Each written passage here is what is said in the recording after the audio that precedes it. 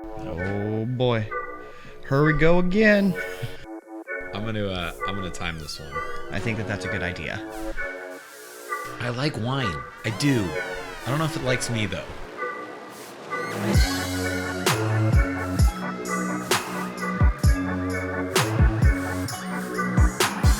What is going on, everybody? Welcome back to another episode of the Team Morale Podcast. I'm your host, Ethan, and we do three things on this podcast. We talk a little bit of booze, a little bit of beer, and a whole lot of basketball. Joining me, as always, he's tall, he's wearing glasses, he is wearing a KTCU FM 88.7 shirt. Mitch, tell us the story. Oh, KTCU, one of the best radio channels that you can get in the nation. Coming straight out of the TCU Communications Building.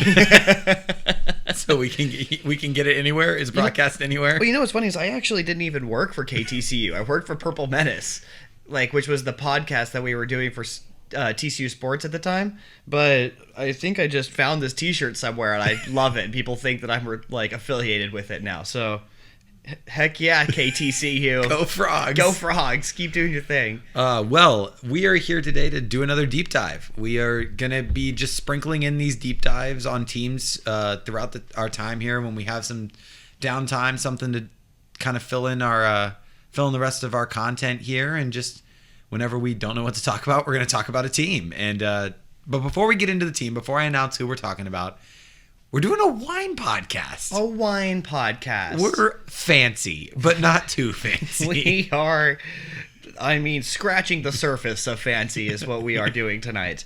We are drinking a Sauvignon Blanc out of the rich hills of California. You may or may not have heard of it. You probably have. Napa Valley. It's called Barefoot. Which is kind of a weird name for a wine. The name originally came up because the way that they used to crush grapes was by stepping on it in your bare feet, and that was back in the 1980s. That was their main thing. Before they even washed their feet. Yeah, pre-washing feet. They were just squishing their dirty ass feet. Me is just disgusted. Yeah, it's a new world these days. People would be all sorts of grossed out by that. But this particular one actually got a gold medal in the 2017 Tasters Guild International Wine Competition. Which had probably 3 entries. 3 or 4, but hey, first is first. A little bit about their history is that they were originally created in 1965 by a winemaker named Davis Bynum. First created the Barefoot Bynum Burgundy in his garage, which is always where you want to hear your wine coming from, is some dude's garage. Random guy's garage. Oh no! It was around 1986 when it really kind of started kicking off. They got a couple of entrepreneurs involved. This is all coming straight from their website, by the way, the barefootwine.com. You can get all sorts of Barefoot wine. It's usually one of the cheaper bottles that you buy. It's good. It's delightfully crisp. For two 20-something-year-olds out here drinking wine on a random weeknight, sometimes you just got to go for the cheap bottle. We decided to just slow down a little bit tonight. Take it nice and easy as we discuss the Charlotte Hornets. The Charlotte Hornets, our first Eastern Conference team of our deep dives. Yes, I thought it paired very well with our Barefoot Sauvignon Blanc because they're trying to be a little bit more than what I think they actually are. They have the greatest owner in the history of owners. And by that, we mean if they actually all got together and played basketball, Michael Jordan would wipe the floor with all of the other owners. Michael Jordan is the best basketball playing owner there's ever been. There's no doubt about that. That being said, when it comes to owning a franchise, it's just not been very good at it. No. And it's two completely different skill sets. It's one of those things where, we all know who Michael Jordan is, greatest basketball player of all time, arguably. But he hasn't really done anything with the Hornets. He's tried to expedite the process a couple times, but then they also just haven't drafted incredibly well. They've gone through several different GMs. They used to have Rich Cho, and now they just moved on to Mitch Kupchak, who actually I think was a pretty good signing at GM. He used to be the Lakers GM during the Kobe days, and he was a GM with the Lakers when they won a championship. So we'll see how it turns out. I like some of the moves that they've been doing, but there's one in particular that I think is a little bit questionable. Can you think of what that one is? Would it be the 4-year, $120 million deal that they gave to Gordon Hayward? It would be the 4-year, $120 million thing that they gave to Gordon Hayward. $120 million. So Gordon Hayward becomes the third player in the history of the NBA to sign two $30 million deals. Can you think of the other two? They got to be pretty good. They're probably pretty good. I'm going to throw LeBron out there. Is LeBron is one. LeBron is one. Is Steph one of them? Steph is not. He's not. Steph is not one of them. Okay, who's the other guy? Kevin Durant. Really? So which of those three is not like the others? Gordon Hayward, Kevin Durant, and LeBron James. I mean, LeBron's the only one that's not going to be a Hall of Famer. Let's be honest with ourselves. Yeah, it is. It's crazy that Gordon Hayward has turned $330 million or whatever it is for his career earnings out of one singular All-Star appearance in 2016. He is in debt to his agent. Oh, is dude, what he is. His agent is doing a bunch of just all sorts of happy dances. Work. Oh yeah, dude, his agent is putting in all sorts and of just work. His timing. He has been a free agent at the right time. Mm-hmm. Both times when he was a free agent, he was like the cream of the crop. Yeah, which if they were to happen, say next offseason, which was actually what was supposed to happen because he had a $35 million player option for this year, and he could have just stuck with the Celtics, stuck with his old college coach in Brad Stevens there at Butler when they were together, and could have ridden out the rest of the season, potentially won a championship with the Celtics. Instead, he made the smart fiscal move, which was to not take your player option, go into the free agency market, be the cream of the crop, be the top name in free agency. Whether he's the best player in this free agency or not, I don't know. Is kind of he was the best. He was one of the best like players that had a chance of moving teams. Yes. Let's put it that way. Biggest name for sure. Yes, absolutely biggest name. And I was doing a little reading, and it makes it feel like it's a better contract because the Celtics and the Pacers were both willing to throw $100 million at Gordon Hayward. And if you're the Hornets, you got to pay a little bit more if you want a guy to come to Charlotte. And now you have some sort of star credibility. You can fight for the end kind of playoff spots. Maybe it really clicks and you move into the middle of the pack in the West, but East. Or in the East, I'm sorry. Getting wine drunk already. Not even a glass in. So it's one of those things where maybe it's not as bad of a thing as a contract and a deal as I originally thought it was. When I first saw it, I was just like, this is horrible. This is just a bad contract. Yeah, I mean, it's just there is something to be said about just being the cream of the crop of your free agency, being the best player there. Like whether or not like you're actually worth $120 million because you're the best player available in a free agency opening or a free agency season, like teams are going to pay you because every fan base is like every single like offseason is like we have to make moves, every fan base is trying to make these big moves. So even if you're like not worth like the money that you're getting, you're going to get paid that because the fan bases are calling for teams to just make these crazy contracts, make these big splashy moves. Yeah, and that's exactly what this turns out to be for the Charlotte Hornets, is a big splashy move. Last year, it was a big gut punch when you learned that Kemba Walker was not going to be coming back. And that was also not Kemba Walker's decision. He said that he was willing to take less money to come back to the Hornets, and they offered him even less money than what he wanted. And he was already willing to take less money than what the max was. And then they ended up doing the sign and trade. They brought in Terry Rozier. This is now the second sign and trade they've done in back-to-back years with the Celtics. They bring in Gordon Hayward and 2 second-round picks, and the Celtics got a massive trade exception. Yeah, the Celtics could literally bring in a max-level player for nothing. They can trade first-round picks and minimum guys and bring in a max player. It's a $28.5 million trade exception. It's the biggest trade exception there's ever been, and that is exactly what the Celtics are thinking right now is, say one Andre Drummond or one Kevin Love or a Rudy Gobert, or there's a big man that is going to be frustrated and wants out, they can just use this player exception and go get him. Yes, but this is not a Celtics podcast. It is not. I digress. This is a Hornets podcast. It is a Hornets podcast. And it's hard to get past a Hornets podcast without talking about one LaMelo Ball. Yes. I think that their coach is very excited about LaMelo Ball. As he should be. He's a very talented player. Yes, and so from what I've read, the entire establishment was really high on LaMelo Ball for a couple of reasons. One is he's a total gym rat. His very first dinner that he had with the Hornets, they were having dinner around 10 o'clock with Mitch Kupchak, with Michael Jordan, and LaMelo asked after dinner, he's like, hey, where's the nearest gym? We're like, well, we have a practice facility. Would you be interested in using that? He's like, yeah. And they don't have those in Australia or Lithuania or whatever it was.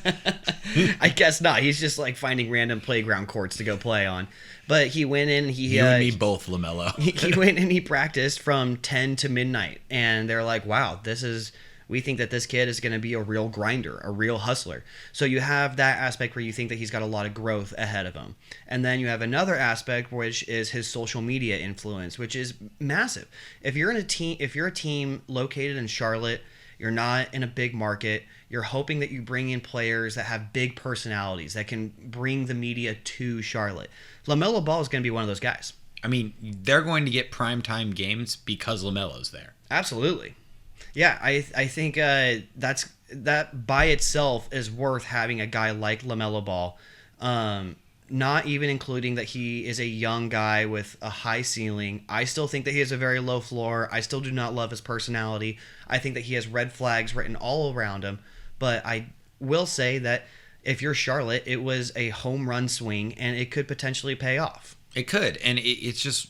maybe not this year because of the pandemic and everything going on, but he is a butts in seats type of player, which means he is going to get fans and put their butts in the seats. You will sell out, not necessarily sell out my goods, but you will get more fans in games because LaMelo Ball is playing for your team and he's part of the Ball family and all that going on. And he's kind of was famous when he was in high school. Like, he's a celebrity before he came to your team, and his like celebrityness or his famousness will continue to bring fans and get you notable games. And I mean, the LaMelo Ball versus Ja Morant game is going to get, primetime spot. The LaMelo Ball versus Zion Williamson game is going to get a primetime spot. And especially with this team with Gordon Hayward, if they can not necessarily be good but remain competitive, the more primetime games they're going to get. Yeah, and I think that also should be brought up with the Gordon Hayward thing, and that they are probably trying to get more national TV games, especially in a year where you're not going to get butts in seats, not as much as you would in a typical year. I think I heard that there was only 10 teams that are actually allowing fans into their stadiums. Up to about a third of the stadium is going to be filled, so you're not going to be making money that way.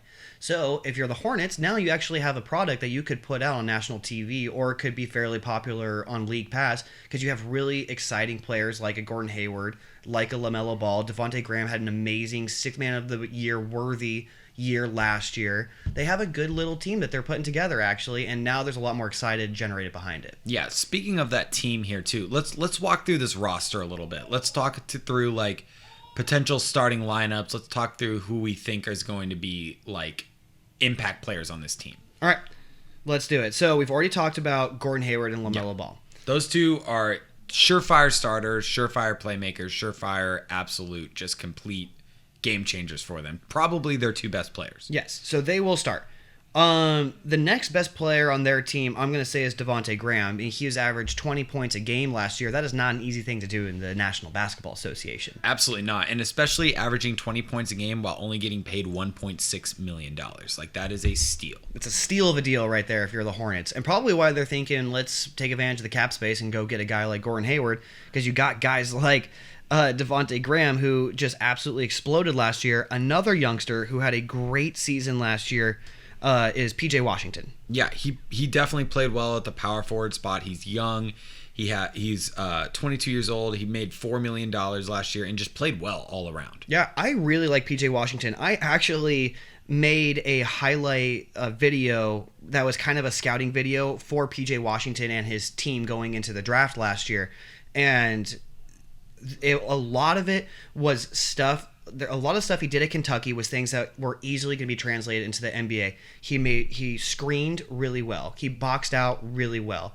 When he was open for threes, he had a high conversion rate. He had a pretty good low post game. So a guy that stands at 6'8", 6'7", about 240, 250 pounds.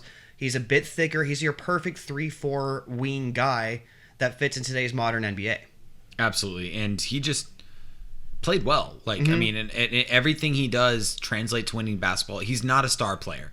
He won't be a star player, but he's one of those guys that could be like a solid glue guy on a not saying that the Hornets are a championship team, but he's a guy that you need in your roster on a championship team. He's a glue guy. Yeah, he is a guy that knows exactly what his role is, and he comes in and he thrives while playing in that role. And those are guys that are really hard to find, actually. And so the fact that they got one of him, they do have a Devonte Graham, they have LaMelo, they have a Gordon Hayward, and that's probably the crux of what their starting lineup is.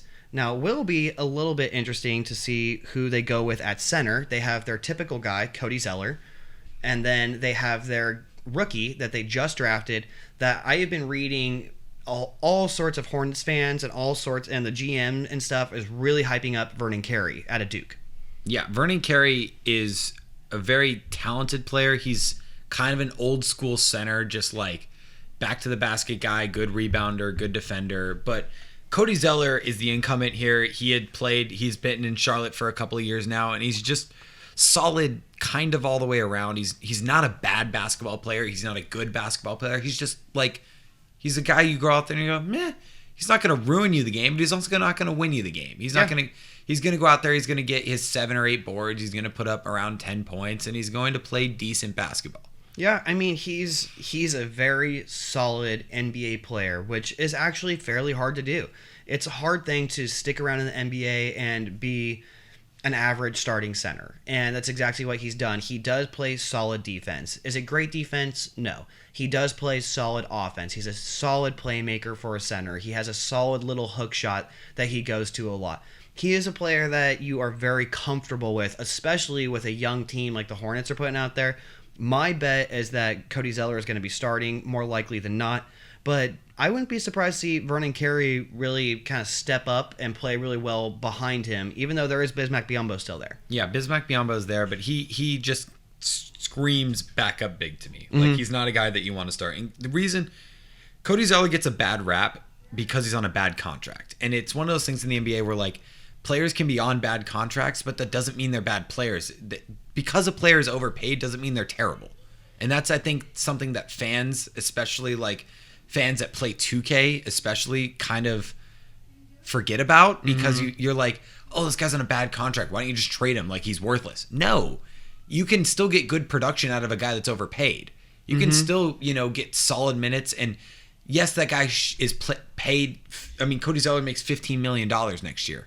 That's way more than he's worth. But that doesn't mean that he shouldn't be in your rotation. That doesn't mean that he shouldn't be starting. That just means that you gave him a bad contract. But that doesn't mean that, like, oh my God, he shouldn't be playing. Oh my God, we got to get him off our team. Oh my God, we got to trade this bad contract. No, that everyone's so quick to move bad contracts that, like, sometimes it's, yes, we may have lost a deal, but he's still a valuable player. Yeah, and while we're talking about bad contracts, another one of the Hornets moves that they made this offseason was to officially waive and let go of Nicholas Batum, who was poised to make about $30 million this year. And they waived him, and they used the stretch provision on him, which means this year, next year, and the year after, they will be paying him $9 million per year, which is the most money that anybody's been paid while still using the stretch provision. And to explain the stretch provision, what it means is, for example, let's say I'm a basketball team and I'm paying Mitch, $10 million in the last year of his deal. Thank you, sir. Yes, Mitch is making $10 million to look pretty. Bit of a pay cut, but that's all right. He is paying $10 million on my basketball team. Well, let's say Mitch is terrible and we need to cut him and we need to let Mitch go. So we cut Mitch.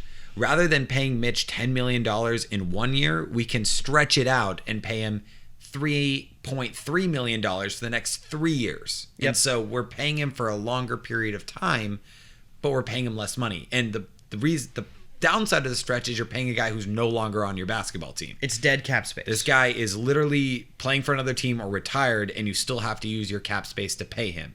The good news is I can no longer have to use $10 million of my cap this year to pay him. Yes, that is very well explained, and that's exactly what Batum was. Batum, unfortunately, over the last several years has really soured and regressed and just not really played well and lived up to the expectations of what a max contract player really should be. I could have told you from the beginning that he wasn't a max contract player. He played for a long time. The majority of his prime is with the Trailblazers. And I remember watching him. There's games where he's really on. He looks great. And then there's games where he just totally turns off. And he's kind of a bit moody, kind of the Euro moody kind of guy.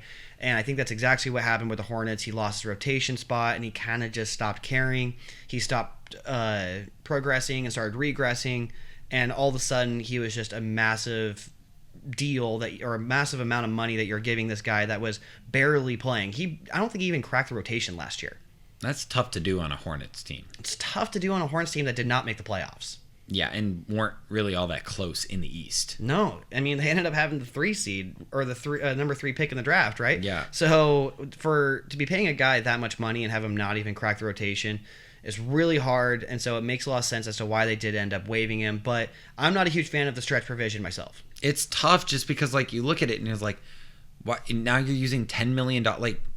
For those of you who don't know, for those of you that don't know, the NBA salary cap is $109 million this year. So that being said, so the Hornets are using 9 of their $109 million. So a little less than a tenth to play a guy who's not going to be on their team. And that's what they're doing the next year and the year after that. Yep. So you're basically paying a starting caliber salary to a guy who's not on your team. Yeah.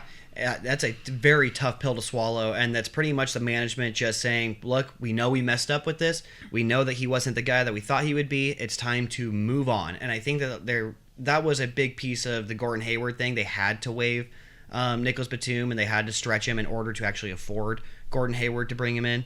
And so I think they're trying to get rid of the stink of Nicholas Batum by bringing in a guy like Gordon Hayward. Yeah, and it's definitely interesting, the strategy behind that, if you're the Hornets management, do you go into the luxury tax for 1 year just to get off the Batum contract? Let's pay him his $30 million. Let's go into the luxury tax. Yes, our owner will have to pay a little bit. It's Michael Jordan, so he has money. Yep.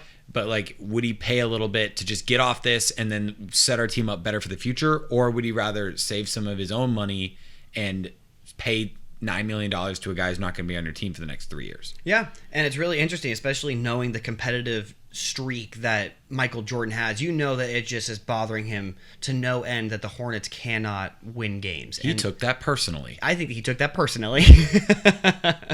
Real quick, moving on to the bench of the Hornets, I got to start with Terry Rozier, who I think is going to be their sixth man this year. Yeah, I like Terry Rozier's game. Good defensive point guard. Can he put the ball on the floor? Can shoot a little bit. He's all around a good player. I would say his calling card is defense and playmaking. But at this point in his career, I think he's best coming off the bench. And again, it's tough. It's a tough pill to swallow for a Hornets team because you're paying a guy $19 million that's not going to start for you. Yeah, and I think that Terry Rozier is probably in a position where you can trade him to a contender for him to be on their bench and probably get some assets back, maybe get some future picks or a couple of young pieces. I would not be totally surprised to see Rozier on the trade block come trade deadline because I don't think Terry Rozier wants to be a bench player for the Charlotte Hornets. It would be a tough pill to swallow for Terry Rozier, who when he was last relevant was starting for the Boston Celtics in the Western Conference Finals. Yeah. It's funny, there's a lot of Celtics and Hornets transactions happening lately, but yeah, anyways, Rozier, really solid player. He was the starter last year, probably loses his spot to LaMelo Ball this year. Would not be surprised to see him on the block, but maybe this team clicks. Maybe they start entering middle of the pack playoffs, and Rozier is happy to be on a team that appreciates him. Yeah, he could definitely, and if it decides to click, he's definitely a guy who can help out a team that needs him. He can add some defensive minutes off the bench. He can definitely help out a team that needs that like veteran point guard off the bench, a guy who's been around the block, a guy who's been there, but he's also still young. That's the thing. Like he's young, but he's gone far in the playoffs, and that's a skill set and an asset to a team. Yeah, and he's definitely a guy that brings a spark. He's got a lot of energy. He's like a really intense guy. He would fit in a whole lot of different markets. I just don't know if he is going to love coming off the bench for the Hornets. Another guy that I think is worth mentioning is Malik Monk. Malik Monk, who was a lottery pick several years back and has not really lived up to the billing. Yeah, the Hornets have a lot of guys who are lottery picks that haven't necessarily lived up to it, but Malik Monk might be the worst of them. Yeah, he was very highly recruited out of college. Yeah, he was sharing the backcourt with De'Aaron Fox at Kentucky, and it was at the time people were like, "Oh, De'Aaron Fox, I'm not so sure about him, but Malik Monk, he sure can shoot. He'll definitely translate into the NBA," and it has been nothing but the polar opposite since. Yeah, and classic, the Hornets picked the wrong guy. Happens again. Yes, and the Hornet. I mean, if you're like we were saying, if you're going to be in a small market like Charlotte, you've got to draft well, and you've got to be able to retain talent. And you've got to be able to build off of that talent. And so that's where you're hoping Devonte Graham makes another leap. You're hoping that PJ Washington makes another leap. You're hoping that Vernon Carey actually plays well and fits in today's modern NBA, even though he's a bit of a plodding center. And you're hoping for that progression. And probably you're hoping that the leadership behind Gordon Hayward is going to be the catapult or the catalyst for all that. I think that Malik Monk is also another guy that could be on the trade block going forward as a team that's in championship contention and be like, here's a guy who has been on a bad team his whole career, was really highly recruited out of college, and just has the assets to be a very good player in the NBA. Like, could he, could a change of scenery help him to the point where he can become an impact player for us? And I think that it totally could. I think that he is kind of running out of time in Charlotte and that it's just not fitting there. But another couple guys that I think are worth noting are twins. Yes, the twins, the Martin twins. Yes, Caleb and Cody Martin. So out of Nevada. Yes. So Caleb actually did not play that much last year, but Cody averaged about 18 minutes a game. Yes, he did. Yes, and he made the most of those minutes. I mean, again, on a bad Charlotte's team, I don't think he plays if this team is a playoff team. I don't know if the Martin twins crack the rotation, or in my opinion, they shouldn't. But they're a fun story. The fact that the twins ended up on the same team and they played well together and they went to college together, like all that stuff. Like, I do think that it's a fun story. It's pretty cool that you get twins on the same team. It doesn't happen a whole lot. I don't know if it's ever happened. I know it did happen with the Morris twins, your favorites. Oh, yes. They played on the Suns together. In the Suns. And I remember because they traded Marcus, I think, to the Pistons. And it really pissed off Markieff. Had a whole big old fit about it. Yes. That's back when people thought Markieff was going to be the better twin. And it turned out to be Marcus. Wrong. Yeah. And Marcus is a meanie. A meanie? Yes, we're trying to the curse PG less version. on the podcast, and he is a meanie. It's a big old bitch.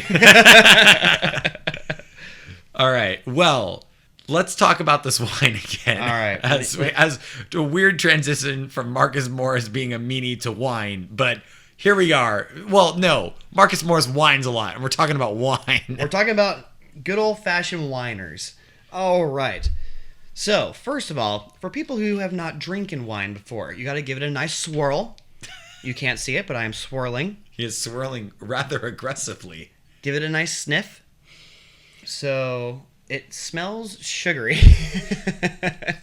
And then you want to give it, just let it touch the tip of your lips. And then you say, rigid, yet approachable. And any wine connoisseur will be like, oh, well, this guy knows what you're talking about, huh? That's a play out of the old Trent Davis playbook right there. So a couple of months ago, Mitch and I and a couple of friends ended up going to wine country and went wine tasting out of the fun of it. Something that we could do outside during the lockdown times. Mm-hmm. And it was interesting. I had never gone before. Mitch had, and he taught me the rigid yet approachable approach. And what you do is, as Mitch said, anything you taste, literally anything. You look at them in the eyes and say, it's rigid, yet approachable. And they look at you like, oh, this guy knows wine. Exactly. But you can only use it once per winery. You can't like taste 4 different wines and say the exact same thing. They're like, okay, he clearly knows nothing now. He's got one line, and that's it. He was told to say one thing, and he stuck with that one thing. So yes, for anyone who hasn't wine tasted, if you use that, people will be impressed. But this wine, look, it's rigid yet approachable. It's delightfully crisp. It even says it on the bottle. I like it. It is a good sipper wine. I'm happy with Barefoot. It's always a solid choice, but this makes me think of a cheese board. A cheese this board? This wine makes me think of like a nice charcuterie board. It's nice and crisp, and give me some cheddar, a little sharp cheddar to go with it. A little like salami slices, those little salami slice things. Fancy crackers. Some nice crackers, some with garlic on top. Ooh. Anything from Trader Joe's makes a good charcuterie board. Love charcuterie. Charcuterie board. Shout out to Barefoot. Thank you very much. It is a nice Sauvignon Blanc. It has a nice color to it, and I am enjoying it. As am I. And we're trying to get you guys more involved in the podcast with us, so we're gonna probably try to post some more like polls out there. And I think one of the things we're gonna do going forward is like pick an alcohol type for us. Like the next podcast, should we do wine? Should we do beer? Should we do whiskey? Should we do absinthe? You tell us. Sure. Or Everclear. That'd be a wild podcast. Wow. Oh my God. We need to do the Knicks when we do Everclear. The Everclear Knicks podcast. Mark it up. It's going to end horribly. Just like the Knicks. Have you ever sipped on Everclear? Have you ever been to a Knicks game? Never planned on it. I've been yelled at for drinking Everclear or bringing Everclear to a party once. It was my friend's dad. He was not happy about it. We have gotten way off track here. Let's reel it back in. Let's talk about the Hornets again, because that's, again, the reason we're here today. Another player on the Hornets that I want to highlight is Miles Bridges. Mm-hmm. A solid player, upped his stats a lot last year. In his 2020 season, he averaged 13 points, 5.6 rebounds, and about 2 assists a game. For his career average, it was 9 points, 4 rebounds, and 1.5 assists. So really upped his game this year. Yeah, I didn't even realize that he had such a nice progression like that, which is exactly what you're trying to see. We were just talking about that with the younger guys like Miles Bridges. I believe he's entering year 3. Year 3. Yes. I mean, he upped his minutes played per game by 9 minutes, went from 21 to 30, and upped his 3-point shooting, not a lot, from 32 to 33%. Still That's not fine. Great, but again, trending in the right direction. And yeah, upped his points from about 7.5 to 13, which made his career from 9 to 13. But yeah, honestly, so 36% is about what your league average is, and that's including the really, really great shooters that are going to average 40+%. But I can live that with 33. percentage is a little skewed to where like 36 is what you want. You'll live with 34 and above. Yes. Like 36 is what you want, like a guy at the end of the game, clutch time, to be like, we're going to get this guy a shot. Like, we're going to drop a play to get this guy a shot. 34, like, if you have an open 3 in the NBA and you're like a 34% three-point shooter, you'll take. I mean, Luka Doncic is a 32% three-point shooter, people. Yes. And so to put that in perspective, this guy shot better than Luka last year. Percentage-wise. So I think that is definitely a good sign, because Miles Bridges makes his money on being a freak athlete. You should go and see some of this guy's dunks. He is absolute monster at the rim. He's got big ups. He's a thick, or not necessarily thick, but very built. Very built, very muscular, athletic guy, and that is really where he is going to make his money playing in the NBA. The fact that he can shoot 33% is a very good sign for his longevity, I think. This guy is built like a linebacker. Yes. He will run you over and then dunk on you and then walk over you afterwards. Yeah, that's the game plan every time.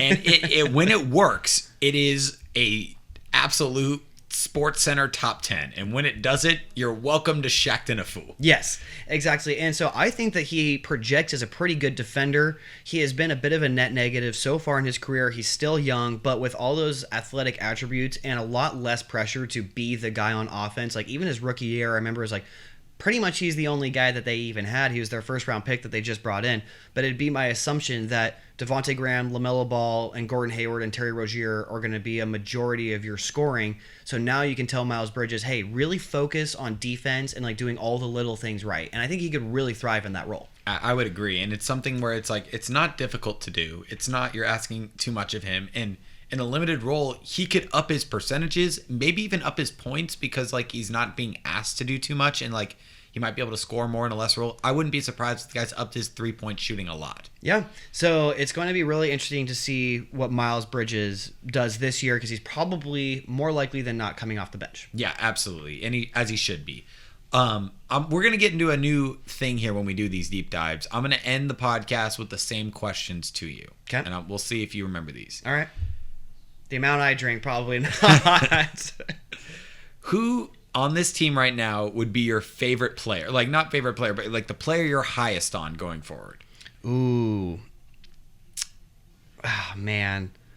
I don't want to pick LaMelo Ball, but it's hard not to. I'm going to, for the fun sake of it, not say LaMelo Ball, and I'm going to go Devonte Graham. Devonte Graham came out, played through his senior year at Kansas, was fairly underwhelming his very first year. He's a second-round pick, and then came out and absolutely exploded onto the scene this last year.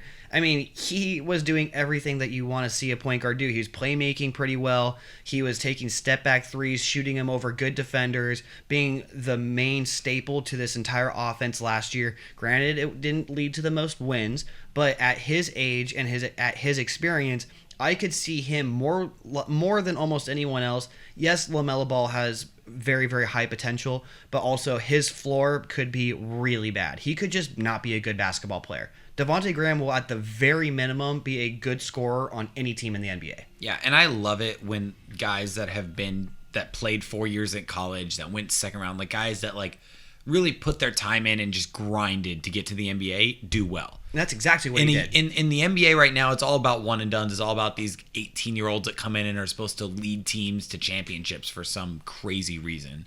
But I do love it when a guy like has played 4 years in college, gave his heart and soul to his alma mater, grinded, and just really the NBA isn't a right, it's a privilege to him. And then they grind and they work hard and they're a second round pick and all of a sudden next thing you know they're playing really well on a team. Yeah, and I love that. And I think that what you're saying is exactly why LaMelo could fall down. And it's been expected of him to make the NBA and be a good NBA player pretty much since he was 15 and put up 100 at Chino Hills or 92 or whatever it was that one game.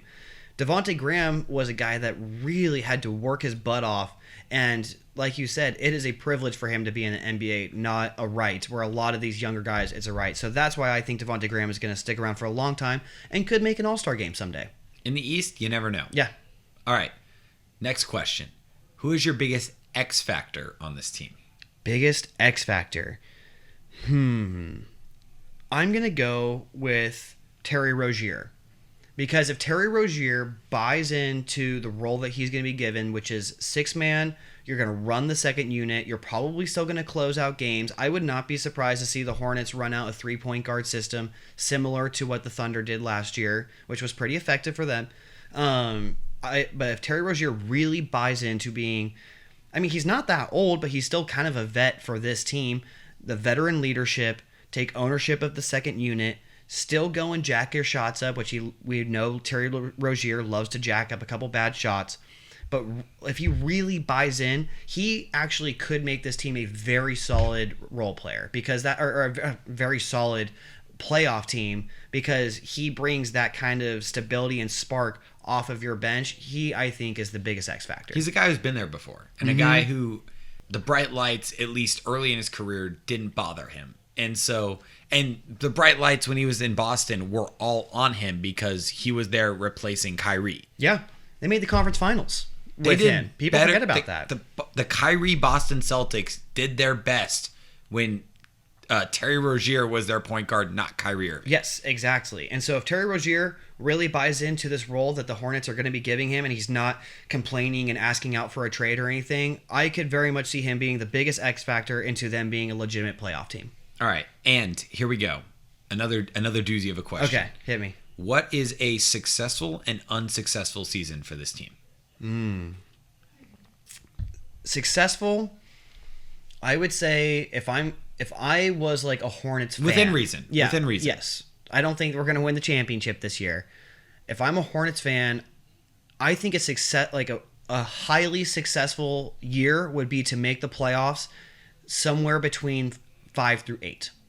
if I could be somewhere between a 5 seed and an 8 seed, I've established myself as a legitimate playoff contender in the Eastern Conference, because we've listed this out a couple podcasts ago where we think that there's really 7 like surefire playoff teams in the East.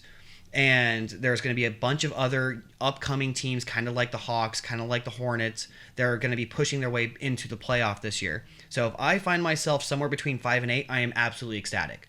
Now, I would be really bummed out if we still ended up being the worst team in the East. If we found ourselves in the bottom 2-3 seeds and getting, I mean, it wouldn't be the worst thing in the world. It's going to be a good draft coming up, but that would be an unsuccessful season for them if that they still, after making a big splashy move for Gordon Hayward, going and drafting LaMelo Ball, kind of building this foundation of young players and stuff that they have, you now are starting to think, oh, we can start winning some games. So if you don't, you go out and you just lose and just constantly lose, and the whole locker room loses, like the coach loses the locker room and stuff, that is when a bad season, like an unsuccessful season, I think starts to come to fruition. Absolutely. And I would agree with both those things. I mean, if they can make the playoffs, great. It's a big win. Mm-hmm. Missing the playoffs isn't necessarily mean the sky is falling, but being like a bottom 3 team in the East, tough. Yes. Tough. Yeah. That's when you start looking around, you're being like, oh, that was a mistake. You can't have a number 2 pick and give a guy a max and then still be right where you were before. Be horrible. You want to be good. You want to be solidly good. You just, like, be or competitive in a lot of games. Bad. Yes, less bad. You want to be less bad. I mean, because again, we're talking about the 8th seed in the East. Last year was 7 games below 500. Yeah, that's all you got to do. You got to be right around those 7 to 10 games below 500, and you'll be right in the thick of things. Yeah, and I think you really want to be like involved in games, as like really close late in games, and even if you're losing late games, that's fine. You're still young, but you want to at least be there and be in games. Yes. Absolutely, I would agree. Either way, when you think about it, for the Charlotte Hornets, this was definitely a good offseason for them. They picked up a guy with superstar potential in LaMelo Ball. They picked up a very solid leader that's just an all-around good guy in Gordon Hayward. He's not going to ruffle any feathers, and he's going to go out and have very high-level production basketball out there, and he's going to be able to lead your team. You're not relying on LaMelo to be like the emotions of your team, because that's going to be all over the place. Now you have Gordon Hayward. I'd be very happy with what the Hornets have done if I was a Hornets fan, and I'm excited to see kind of what this turns into. They're going to be a really fun League Pass team. Absolutely. They're going to be fun to watch, and thank you guys for joining us for Wine Night. It was Wine Night. Love wine. Love Barefoot Sauvignon Blanc. It was fun. We enjoyed it. Always fun to do another podcast. Hornets now. First Eastern Conference team. We did a deep dive on them. Comment at us. Tweet at us. Tell us what you think. Yeah, please. We'd love to hear what you guys have to say about what we do. Anything that you guys have to say is much appreciated. And we just love doing this, man. We love having fun, drinking, and talking basketball. We hope you guys enjoy having it with us. Yeah, we definitely have a good time. That's the whole point of us out here doing it. We hope that you guys are enjoying it too, and we love to keep growing. Yep, absolutely. Cheers, brother. Cheers.